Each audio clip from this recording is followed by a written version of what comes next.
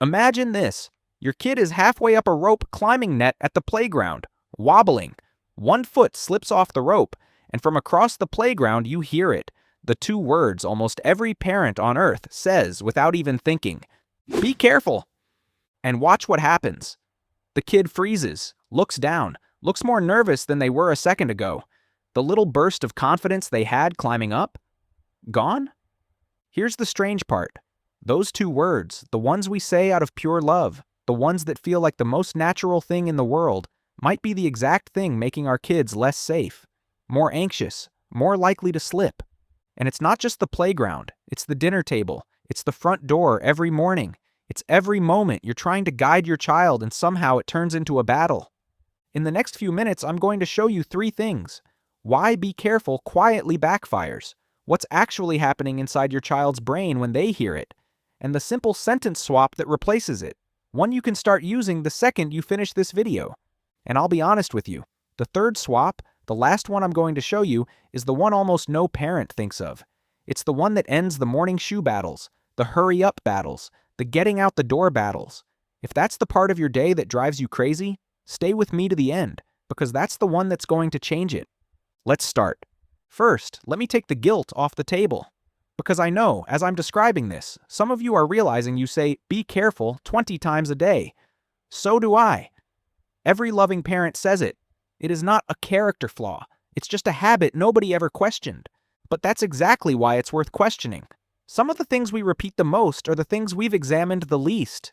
And once you actually look at what these two words do, and what to say instead, you genuinely won't be able to unhear it. So let's look.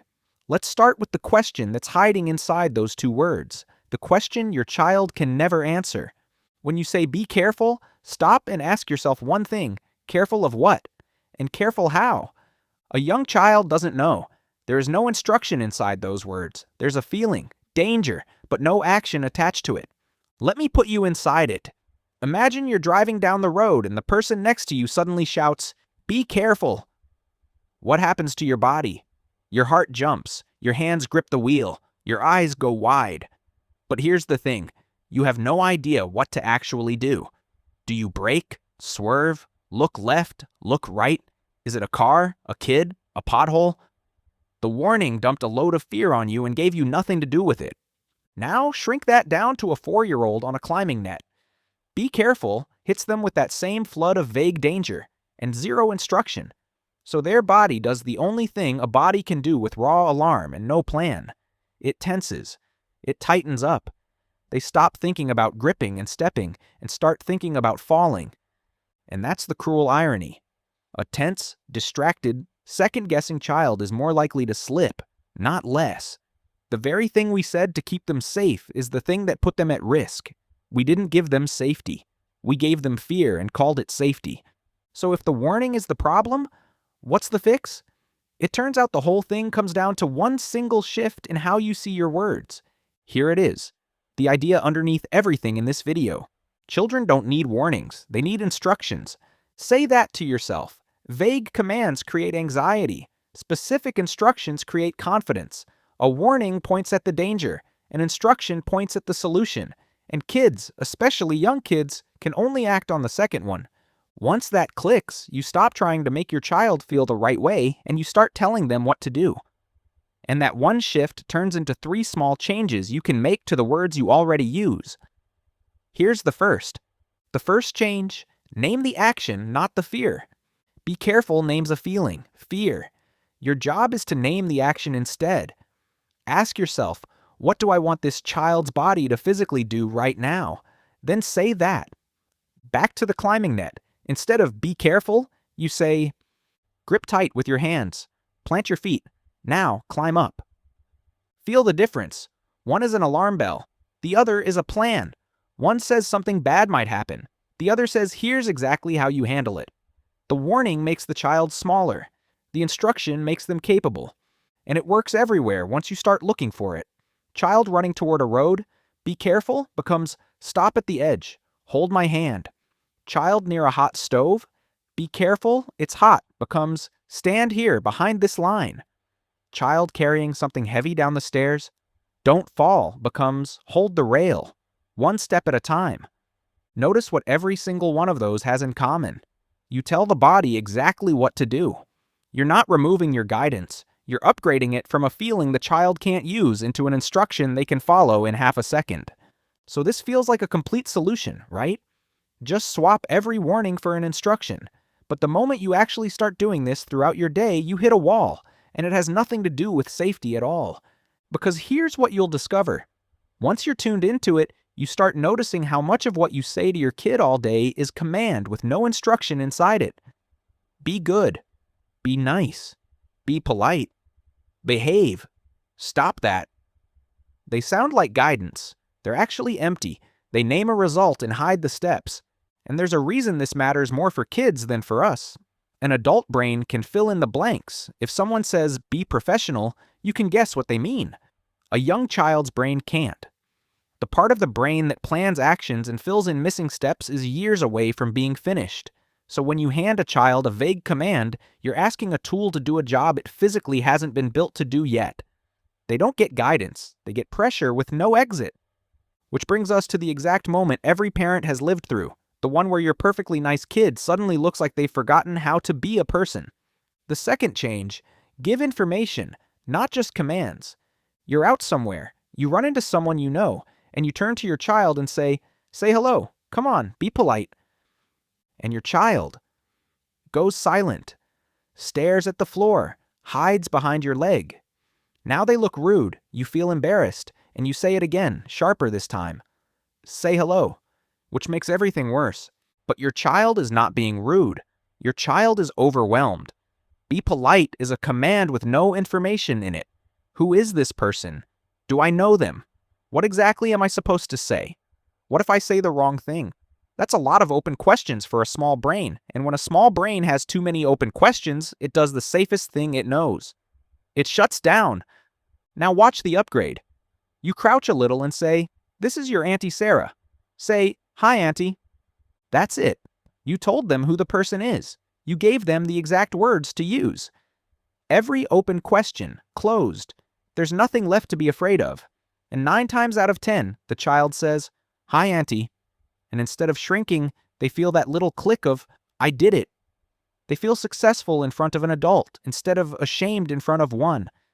Same child. Same moment. The only thing that changed is you handed over information instead of a demand. Clear information removes fear. Every single time. So now you're naming actions and giving real information. Your words have a plan inside them. You'd think that's the whole game. But there's one situation left where even a perfect, clear instruction completely falls apart. And it's the situation that happens in nearly every home, every single morning. Remember the third swap I promised you at the start? The one most parents never think of? This is it. And here's why it's different from the first two. In the first 2 changes, the problem was that your words were too vague. But in this last one, your words can be perfectly clear, and it still blows up. Because the problem isn't what you're saying. It's how much you're throwing at the child all at once, and how much pressure you've wrapped around it. Watch. The third change, break it into steps. It's the morning rush. You're already late. Your kid is sitting there, fumbling with their shoes, going nowhere. And out it comes, that rising voice every parent has. Come on, hurry up. Stop dawdling. Just put your shoes on. And your child moves slower. Maybe they stop completely, and you can feel yourself about to lose it because you're helping. You're telling them exactly what to do. Put your shoes on. So why aren't they doing it? Here's why. Hurry up is not an instruction. It's pressure. And put your shoes on to a stressed little kid staring at 2 shoes, 2 socks, laces, left foot, right foot. A parent who sounds angry. That's not one task. That's a mountain. And piling urgency on top of a mountain doesn't make a child climb faster. It freezes them at the bottom. Now break the mountain into 1 step at a time. Okay, left foot first. Wait. Good. Now, the right foot. Suddenly there's a path. 1 small action, then the next one. Then it's done. No mountain, just a staircase, 1 step at a time. Because here's the truth about kids and tasks. Children are almost never overwhelmed by the task. They're overwhelmed by the vagueness and the volume. Cut it into single steps, and the same child who was frozen a second ago is suddenly moving. And notice, that's the same enemy as the first two changes, just wearing a different costume, which is the thing I want you to really see now. Step back and look at all three changes together. Name the action, not the fear. Give information, not just commands. Break it into steps, not a pile. They look like three separate tips. They're not. They are the exact same move, performed 3 times. Every one of them takes something vague and makes it clear. That's the whole thing. That's the secret the entire video has been building to. Vagueness is the enemy. Clarity is the cure. A vague warning teaches a child to be afraid. A clear instruction teaches a child to be capable. And think about what that does over time. It's not about one nice moment at the playground. It's that a child who collects hundreds of these little instructions, day after day, year after year, slowly becomes a person who knows how to do things, how to climb safely, how to greet a stranger, how to get themselves out the door. And a child who knows how to do things grows up trusting themselves. Not because you stood there saying, good job, 1,000 times, but because they have 1,000 real moments where they actually pulled it off. That's the part that should stop you. You're not just changing your words. With every swap, you're laying one more brick in who your child becomes. Now, before you go and try this, let me save you from the one mistake almost everyone makes in the first week. Because if you hit it and don't expect it, you'll think the whole thing doesn't work. Here it is. You will overcorrect. You'll get excited and you'll start narrating everything in 15-step instructions, in a flat little robot voice, micromanaging every move your child makes, and your kid will start tuning you out because now you've become the vague noise. The fix is simple. You don't need a paragraph. You need one clear action at a time. And then, this is the part people skip. You stop talking and you let them try. The instruction opens the door. The child still has to walk through it. Give the one clear cue, then give them the silence and the few seconds to actually do it. Clarity, then trust. That's the rhythm. So here's your challenge this week, and I only want you to pick one. Just the be careful one, because if you try to fix all three at once, you'll do exactly the overcorrecting thing I just warned you about. For the next 7 days, every single time you feel be careful rising up in your throat, pause just 1 second and ask yourself one question. What do I actually want them to do right now? Then say that instead. Hold the railing. 2 hands on the cup. Grip tight, plant your feet. That's it. One word swap, one moment at a time for 7 days. And watch 2 things happen. Watch your child get steadier, more focused, a little more sure of themselves. But watch yourself too, because you're going to feel calmer. The panic quietly drains out of these moments. And that's the part nobody tells you. When your words finally have a plan inside them, parenting stops feeling like an emergency. None of this is a trick. It's not a method you have to be perfect at. It's just a different way of seeing your child. Not as someone who won't listen, but as someone who's listening closely and only needs to know how. If this gave you something to think about, do one thing for me. Share it with another parent who needs to hear it. I'll see you in the next one.